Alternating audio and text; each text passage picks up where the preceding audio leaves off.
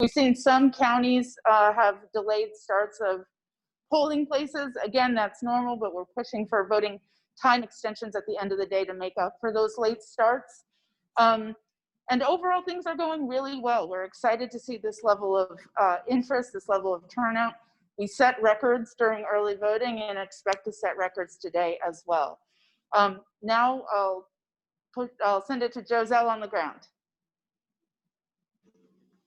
Thanks so much for that, Allison. Hey everyone, Joselle here in Burlington, North Carolina. We have our vote protector with us that has been at this polling location since they have opened, in ensuring all voters have access to the ballot and relaying any issues they might be seeing. I'm going to go ahead and let Christine talk about her vote protector experience here in Burlington, North Carolina. Hi everybody, my name's Christine and I am feeling really charged to be here today. The first great part of the story is that people have been here early on and really charged to vote. There have been a few issues, I would say, that are a little bit disconcerting, and I wanted to just talk about those briefly. But I do want to say, like, a highlight for this location: plenty of parking, really very easily accessible curbside voting. This is actually a great spot to come in, and you can see for yourself that it's a place that's very easy to find, very easy to actually get in here and feel like you're part of a community doing fulfilling your civic responsibility.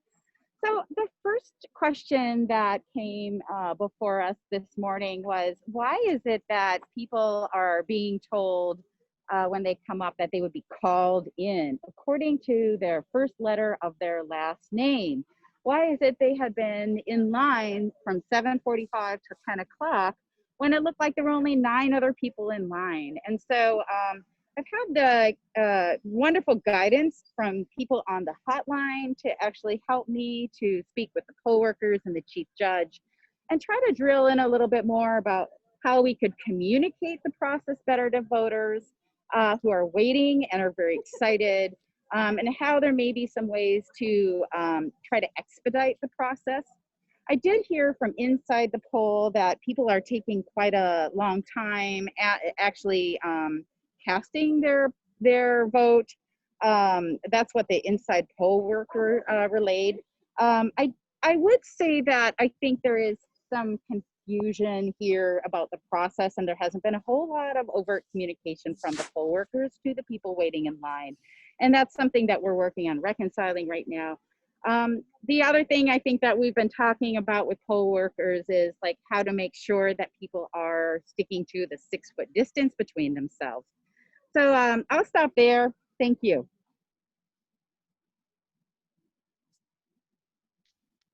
Saylor, can we hear from you about what's on the ground where you are? Hi, friends. This is Saylor Jones. I work with Democracy North Carolina. Like so many roving vote protectors all across the state today, we have hundreds. I am in the car right now, or actually just got out of the car. I'm actually in a cotton field next to Eden Church, a historic church here in Halifax County. We started in Alamance County this morning at the Civic Center and Rec Center, like Giselle was at this morning, with only minimal problems. Some of the biggest issues we have seen thus far is people wondering where to hand deliver their absentee ballots.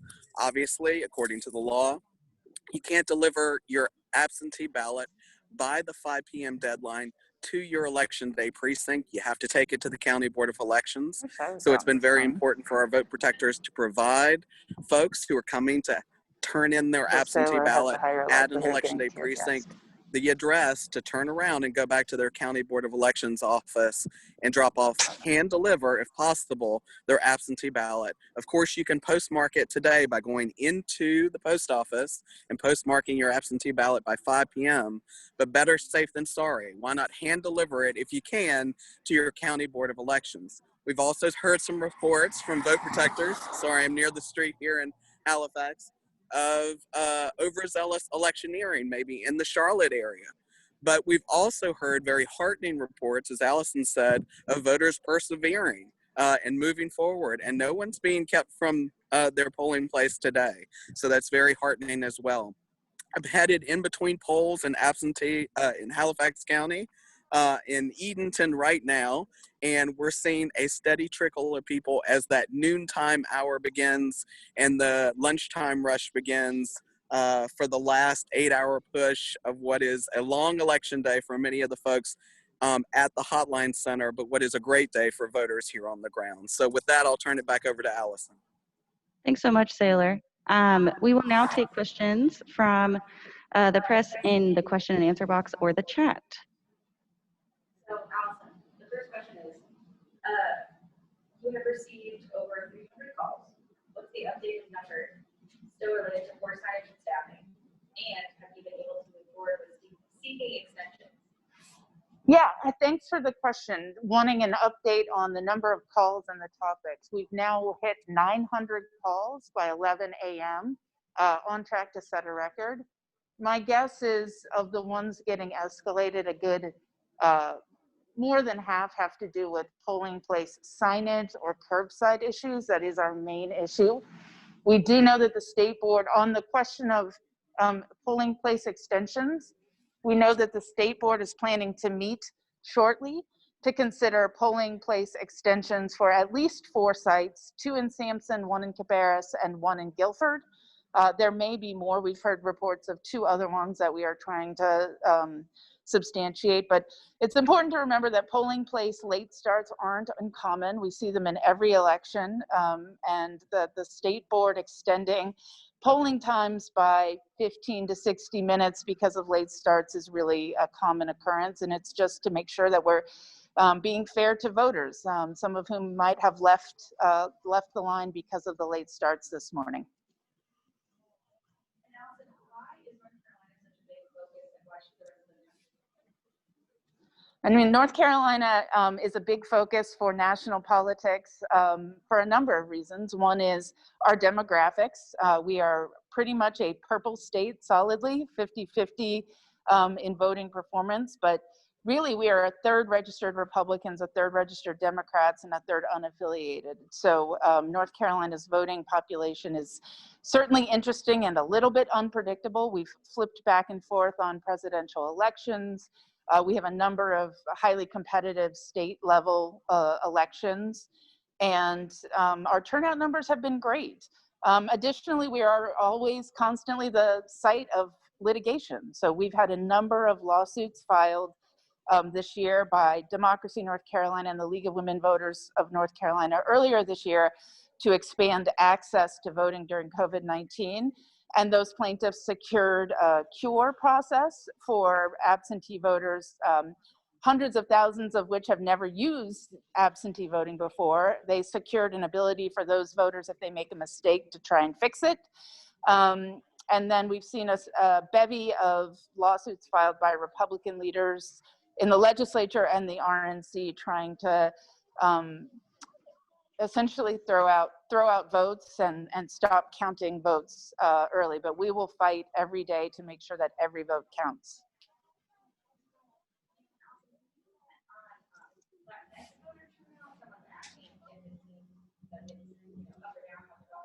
It seems like it's going really well and is up, and I attribute that to amazing work by groups like Poder NC and El Pueblo, really reaching Latinx voters, encouraging them, and our growing Latinx population wanting to be heard at the polling place.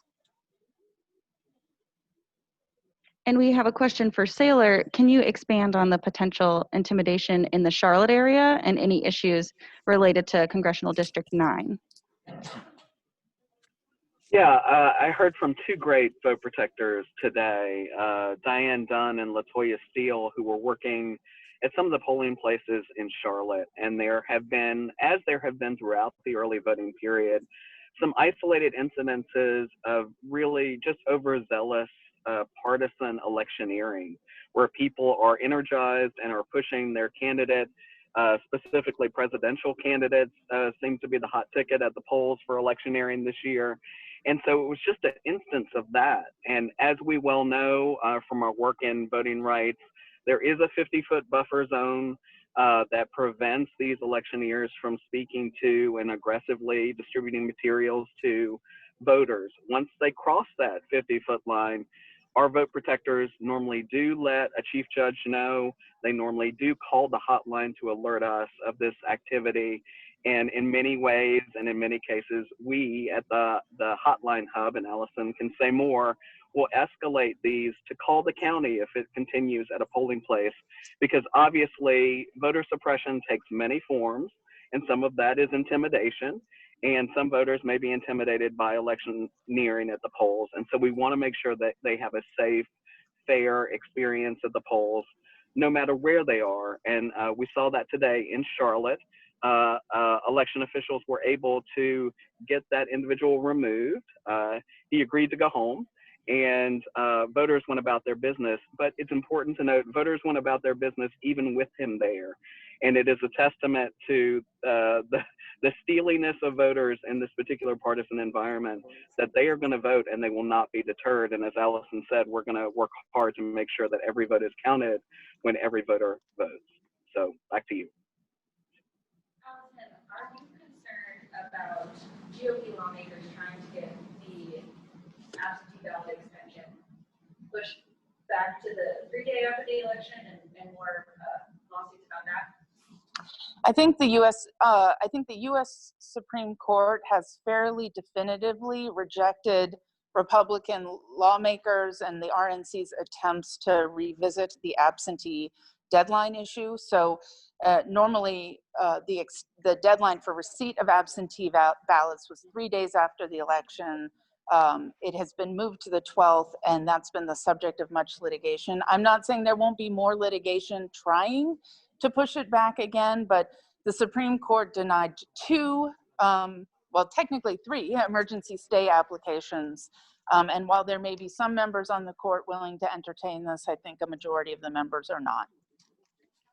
And someone from the Triangle is asking, how many calls have been from the Triangle today?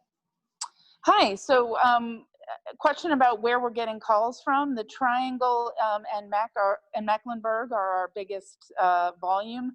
I would guess somewhere between 10 and 20% of calls have been from the Triangle, but I don't have that data in front of me right now. Thanks, y'all.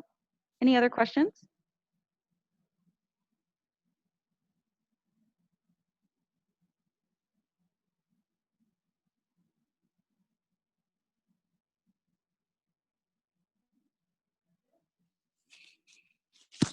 Thanks everyone for joining us, and we'll talk to you all at 3.